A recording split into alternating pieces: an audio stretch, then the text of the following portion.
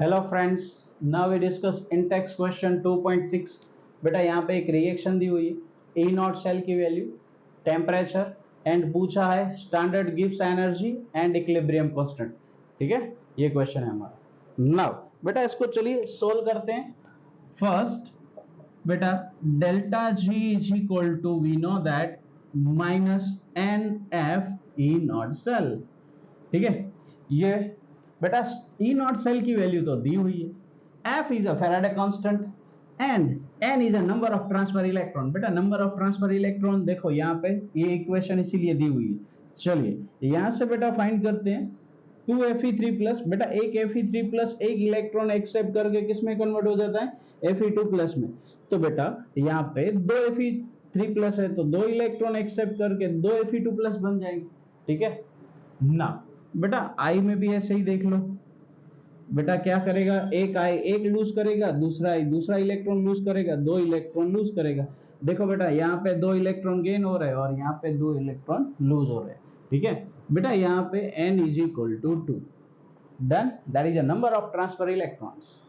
ना बेटा f we know that, बेटा f कितना होता है, f की वैल्यू होती है बेटा 96487, ठीक है, कूलम पर मोल। एंड बेटा ई नॉट सेल की वैल्यू कितनी है, 0.236। ठीक है, चलिए ये वैल्यू मल्टीप्लाई कर लेते हैं। 2 इंटू 96487 इंटू 0.236, बेटा यहाँ पे -4554 एंड जस्ट वेट 1.864। ठीक है, और ये बेटा हो जाएगा जूल में। ठीक है, डेल्टा जी नॉट, डन। चलिए बेटा ये डेल्टा जी नॉट की तो वैल्यू आ गई। दूसरा क्वेश्चन है मेरे पास इक्विलिब्रियम कांस्टेंट। बेटा इक्विलिब्रियम कांस्टेंट के लिए मेरे पास डेल्टा जी और इक्विलिब्रियम कांस्टेंट का रिलेशन क्या है बेटा, delta G not is equal to लिख सकते हैं -2.303 RT ln। ln नहीं होगा बेटा क्योंकि यहाँ पे क्या लगाया 2.303 लगाया, तो ln क्या क्या हो जाएगा, log हो जाएगा। ठीक है बेटा, अगर मैं यहाँ पे 2.303 नहीं लगाऊंगा तो बेटा log की जगह पे क्या लिखूंगा, ln। ठीक है बेटा, चलिए नाउ बेटा डेल्टा जी नॉट की वैल्यू है मेरे पास, मैं यहाँ पे रख देता हूं -4551.864 -2.303।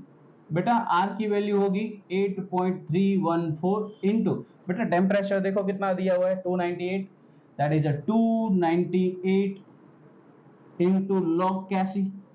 ठीक है बेटा, लॉग कैसी को सब्जेक्ट बनाएंगे तो ये जो भी है ये पूरा डिनोमिनेटर में आ जाएगा। ठीक है, तो बेटा लॉग कैसी इज इक्वल टू, यहाँ पे बेटा न्यूमरेटर बनेगा -4551.864।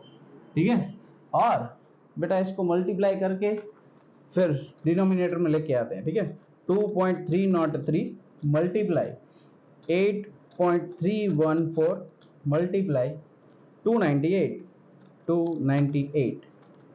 ठीक है बेटा, यहाँ पे इसकी वैल्यू हो जाएगी -5705.848। ठीक है, चलिए इसको डिवाइड भी कर लेते हैं बेटा, तो 4551.864 डिवाइडेड बाय 5705.848। ठीक है बेटा, यहाँ पे वैल्यू आ गई 7.9816 है, इसको मैं नहीं लिखता। ठीक है 16, चलिए लिख लेते हैं 16। ठीक है क्लियर, ये हो गया बेटा लॉग कैसी की वैल्यू। हमको क्या चाहिए बेटा, सिर्फ कैसी चाहिए, तो क्या करेंगे बेटा, लॉग को उस साइड लेके जाएंगे, लॉग को उस साइड लेके जाओगे तो क्या बन जाएगा बेटा, एंटी लॉग बन जाएगा। एंटीलॉग ऑफ बेटा 7.9816, ठीक है। यहाँ पे देखिए बेटा एंटीलॉग में मैंने आपको सिखाया था, क्या सिखाया था बेटा, बोला था कि जो भी डेसिमल पॉइंट से पहले होगा वो कहाँ पे जाएगा, 10 रेज़ टू पावर में, ठीक है। तो बेटा फर्स्ट ऑफ ऑल ये जाएगा 10 रेज़ टू पावर में, 10 रेज़ टू पावर 7। अभी बेटा एंटीलॉग आप देखेंगे 98 का 1 में और 6 में मेन डिफरेंस, ठीक है। चलिए बुक उठाइए लॉग बुक और उसमें देखिए एंटीलॉग में 98 का 0.98 का किस में देखेंगे बेटा, 1 में देखेंगे। अगर आप 1 में देखोगे बेटा तो यहाँ पे वैल्यू होगी 9575 और 6 में जब मेन डिफरेंस निकालोगे बेटा तो वहां पे है मेरे पास 13। तो बेटा यहाँ पे 13 ऐड कर देते हैं, ठीक है, 8 8 5 9, ठीक है। और फिर ये आंसर आ जाएगा, तो इसको क्या कर लेंगे बेटा, एक डिजिट के बाद पॉइंट लगा देंगे, 9.588 into 10 raise to 7, that is a value of casing, that is a value of casing. Done, easy, done.